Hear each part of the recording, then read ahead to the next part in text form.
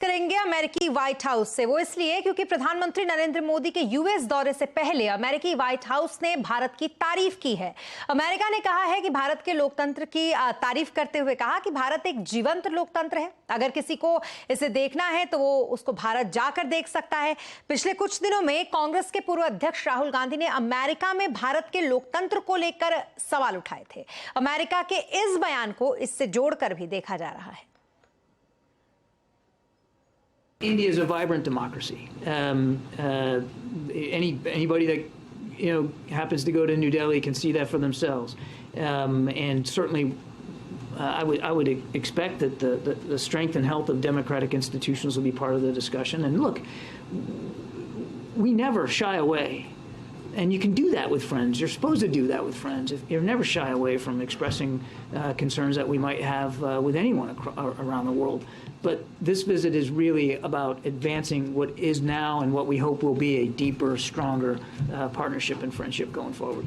और भारत ने अमेरिका ने क्यों की भारत के लोकतंत्र की तारीफ? राहुल के बयानों से इसका क्या है संबंध? आज आवाज अड्डा में इसी पर करेंगे बड़ी चर्चा शाम 7:57 पर।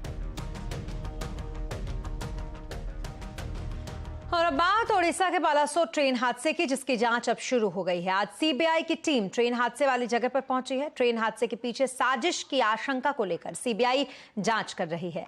रेलवे सेफ्टी कमीशन भी अलग से हादसे की जांच कर रहा है। रेलवे बोर्ड के चेयरमैन भी आज शाम रेलवे के सभी जीएम और डीआरएम के साथ हाई लेवल बैठक करेंगे। इस बीच पश्चिम बंगाल की मुख्यमंत्री ममता बनर्जी ट्रेन हादसे में घायल लोगों का हालचाल पूछने बालासोर और कटक पहुंची। विपक्षी पार्टियां ट्रेन हादसे को लेकर रेल मंत्री अश्विनी वैष्णव का इस्तीफा मांग रहे हैं, लेकिन जेडीएस के चीफ और पूर्व प्रधानमंत्री रहे एचडी देवगौड़ा रेल मंत्री के सपोर्ट में आ गए हैं। उन्होंने कहा है कि अभी रेल हादसे की जांच चल रही है, इसलिए रेल मंत्री का इस्तीफा मांगना ठीक नहीं है।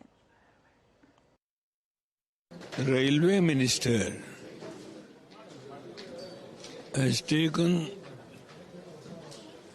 all necessary steps to restore what damage that has happened. He is working tirelessly. Let the inquiry be completed, and the minister is doing his best. And the question of demanding the resignation of the minister at this stage is not wise. तो वहीं दूसरी तरफ Balasore train हादसे को लेकर सियासत भी गर्मा रही है। बीजेपी के नेता शुवेंदु अधिकारी ने टीएमसी पर निशाना साधा है। शुवेंदु अधिकारी ने ट्रेन हादसे के पीछे टीएमसी का हाथ बताया है। ममता सरकार पर निशाना साधते हुए शुवेंदु अधिकारी ने कहा कि बालासोर ट्रेन हादसे के पीछे टीएमसी का हाथ है। सीबीआई जांच की बात से ये इतना क्यों घबरा रहे हैं, जबकि ये तो दूसरे राज्य की घटना है। তৃণমূলের কনস্পিরেসিটাকে আইডেন্টিফাই ওরা কালকে রাতে থেকে প্যানিক কেন? তো সিবিআই নিয়ে অডিট কেন? তো প্লেস অফ অকারেন্স অন্য স্টেটে, এত প্যানিক কেন? এই call record tapping, conversation between two responsible railway officers, এটা যে কত বড় আগামী দিনে স্ক্যাম এক্সপোজ হতে যাচ্ছে তৃণমূল বুঝতে পারবে।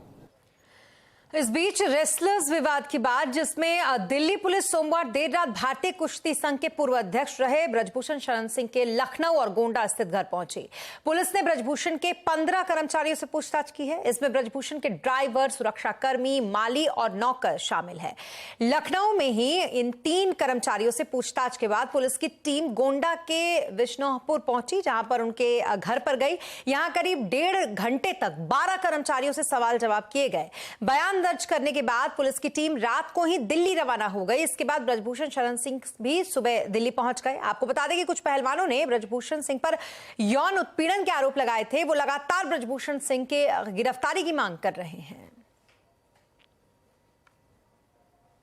और अब बात करेंगे ऑनलाइन गेमिंग की, क्योंकि सरकार जल्द ही ऑनलाइन गेमिंग कंपनियों के खिलाफ सुप्रीम कोर्ट जा सकती है। इसमें कर्नाटक हाई कोर्ट के उस फैसले को चुनौती दी जाएगी, जिसमें कोर्ट ने स्किल बेस्ड गेम को गैम्बलिंग मानने से इनकार कर दिया था। साथ ही कोर्ट ने गेम्स क्राफ्ट पर 21,000 करोड़ रुपए के टैक्स नोटिस को भी खारिज कर दिया था। डिटेल लेते हैं इस खबर पर आलोक प्रियदर्शी से। आलोक, बताएं जरा, ऑनलाइन गेमिंग पर अब केंद्र सरकार क्या करने जा रही है?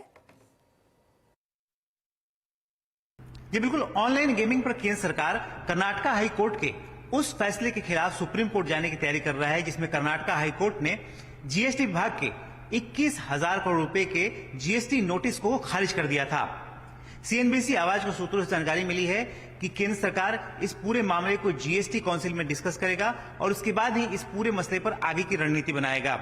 दरअसल कर्नाटका हाई कोर्ट में गेम्स क्राफ्ट नाम की कंपनी जीएसटी विभाग के टैक्स नोटिस के खिलाफ गई थी, जिसमें कर्नाटका हाई कोर्ट ने फैसला देते हुए कहा था कि जो स्किल बेस्ड गेम्स हैं चांस बेस्ड गेम्स से बिल्कुल अलग होते हैं, लिहाजा इस पर 28% जीएसटी नहीं लगना चाहिए। वहीं केंद्र सरकार का शुरू से ही ये तर्क है कि जितने भी ऑनलाइन गेमिंग प्लेटफॉर्म हैं ये सब एक तरह से गैम्बलिंग है और इस पर 28% जीएसटी लगना चाहिए। इस पूरे मामले पर जीएसटी काउंसिल की बैठक में चर्चा होगी और साथ ही साथ जो ग्रुप ऑफ मिनिस्टर्स इस पूरे मुद्दे पर ऑनलाइन गेमिंग को लेकर बनी हुई थी उसकी भी रिपोर्ट पर चर्चा होगी और जीएसटी काउंसिल की बैठक के बाद इस पूरे मामले पर केंद्र सरकार सुप्रीम कोर्ट जा सकती है। मैं बता दूं कि इसी महीने के आखिर में जीएसटी काउंसिल की बैठक होनी है और इस पूरे मसले पर इसमें गंभीर मंथन हो सकता है।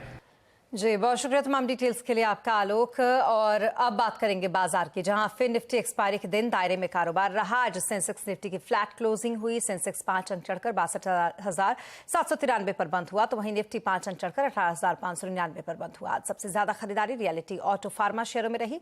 आईटी शेयरों में बिकवाली आज देखी गई। बाजार का पूरा हाल समझने के लिए चलते हैं सुमित के पास। सुमित, बताएं जरा सेक्टर्स का आज कैसा हाल रहा, किस तरीके का एक्शन आज सेक्टर्स और शेयरों में रहा? देखिए, पहले हाफ में तो आज मार्केट्स में थोड़ा प्रेशर था, लेकिन लास्ट आवर में थोड़ी सी रिकवरी आते हुए दिखाई पड़ी। तो प्रोमिनेंटली आईटी के अंदर प्रेशर था, लेकिन सिलेक्टिव डाइवर्सिफाइड स्टॉक्स जो थे वो तेजी के साथ कामकाज करते हुए दिखाई पड़ रहे थे।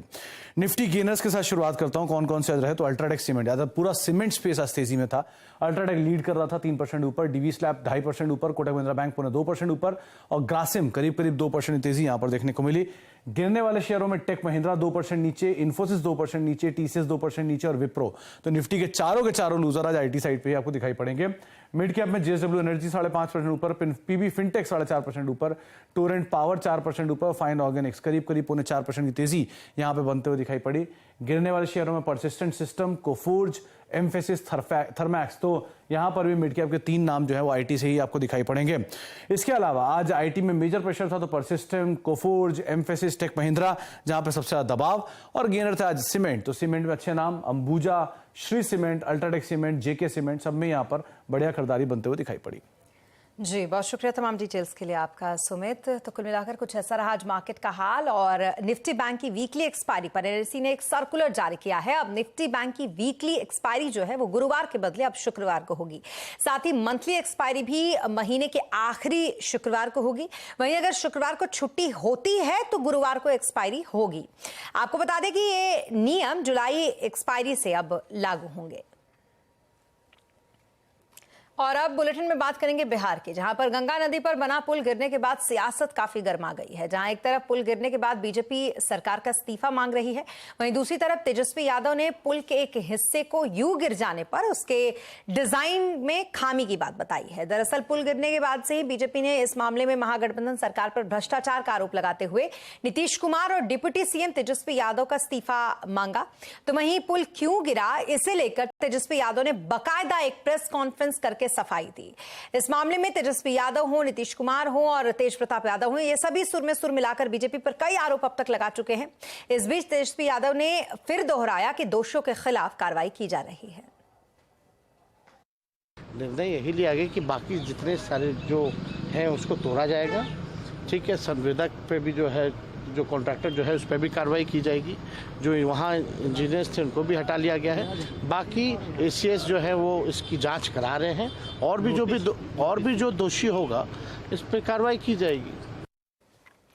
और होंडा ने आज अपनी मिड साइज एसयूवी एलिवेट पर से पर्दा हटा दिया है। इस बोल्ड और मस्कुलर लुक वाली एसयूवी में कंफर्ट, स्पेस और सेफ्टी का पूरा ख्याल रखा गया है। इस वजह से इसमें 6 एयरबैग, एबीएस, ईबीडी के साथ साथ एडीएएस फीचर्स भी इसमें दिए गए हैं। इसमें 1.5 लीटर का एक पेट्रोल इंजन लगाया गया है जो कि 119 bhp पावर देता है। साथ ही इसमें 7 स्पीड डीसीटी गियर का भी ऑप्शन दिया गया है। 10.25 इंच का इसमें touch screen infotainment system, camera, sunroof, Honda Connect tech feature भी इसमें मिलेगा। इसकी बुकिंग जुलाई से शुरू होगी, लेकिन कीमत का खुलासा फेस्टिव सीजन में होगा। कंपनी का कहना है कि 2030 तक एलिवेट के साथ साथ 5 नए एसयूवी लॉन्च करेगी और अगले 3 साल में एक इलेक्ट्रिक गाड़ी भी लाएगी। होंडा एलिवेट का सीधा मुकाबला क्रेटा, सेल्टॉस और कुशाक जैसी गाड़ियों से होगा। अब बैंकों में ग्राहकों की सुनवाई प्रायोरिटी पर होगी और ग्राहकों की शिकायतों का निपटारा भी जल्द होगा। रिजर्व बैंक की तरफ से बनी कमेटी ने ये सिफारिशें दी हैं। बैंकिंग में कैसे बदलेगा ग्राहकों के एक्सपीरियंस, आज कंज्यूमर अड्डा में इस पर करेंगे चर्चा शाम 5:57 पर। और ब्रेक के बाद एक बार फिर आपका स्वागत है। एप्पल ने WWDC 2023 इवेंट में अपने VR headset vision pro launch किया है, जिसमें यूजर्स को वर्चुअल वर्ल्ड में रियल वर्ल्ड का फील मिलेगा। ये वर्चुअल डिवाइस गेम चेंजिंग साबित हो सकता है। इसकी खूबियों के बारे में बता रही है हमारी संवाददाता शिवानी गरत। एप्पल ने अपना revolutionary product vision pro WWDC के अराउंड लॉन्च किया है। ये एक स्पेशल कंप्यूटर है और ये 5 चीजें आपको बिल्कुल जाननी चाहिए इस डिवाइस के बारे में। सबसे पहले आप इसे कंट्रोल कर सकते हैं यूजर के आईज से, हैंड से और वॉइस से। इसी के साथ साथ इसमें एक हाई रेजोल्यूशन डिस्प्ले सिस्टम है जो 23 मिलियन पिक्सल्स को पैक करता है इन इट्स 2 डिस्प्लेज। साथ ही 2 तरह के चिपसेट का कॉम्बिनेशन है, एक तो पावरफुल M2, इसी के साथ साथ ब्रांड न्यू R1 चिप जो 12 कैमरास, 5 सेंसर्स और 6 माइक्रोफोन से डेटा को प्रोसेस करता है कुछ इस तरह से कि एक्चुअली यूजर्स के सामने चीजें रियल टाइम होती है। इसी के साथ साथ विजन OS एक तरह से जो एप्स है उसको डिस्प्ले के बियॉन्ड लेके जाता है, आपको बढ़िया इमर्सिव एक्सपीरियंस देने के लिए। अभी ये जो डिवाइस है वो $3,500 यानी $3,499 में अगले साल से US मार्केट में आपको मिलेगा और साथ ही अलग अलग मार्केट्स में आने वाले दिनों में ये डिवाइस लॉन्च होगा।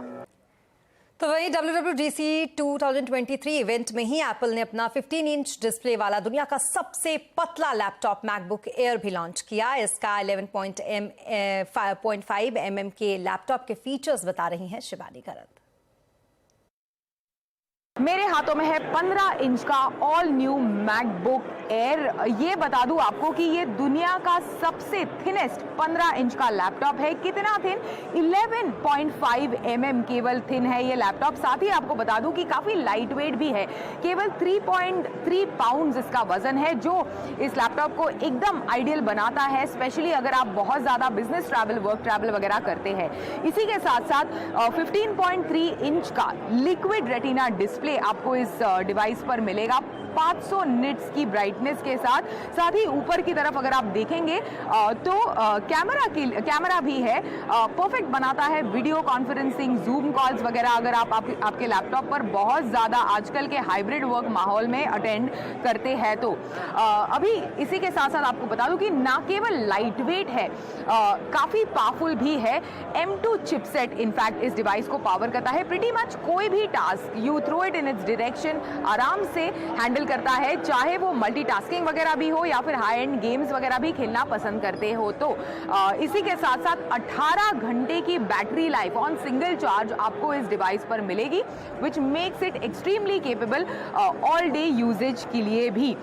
ये लैपटॉप इनफैक्ट WWDC के की नोट के दौरान कंपनी ने अनवील किया था और काफी एंटिसिपेटेड था, काफी एक्सपेक्टेड था इस इवेंट के दौरान इसका लॉन्च। तो काफी एक beautiful looking, sleek looking, powerful device है ये 15 इंच का मैकबुक एयर। और इसी के साथ इस बुलेटिन में फिलहाल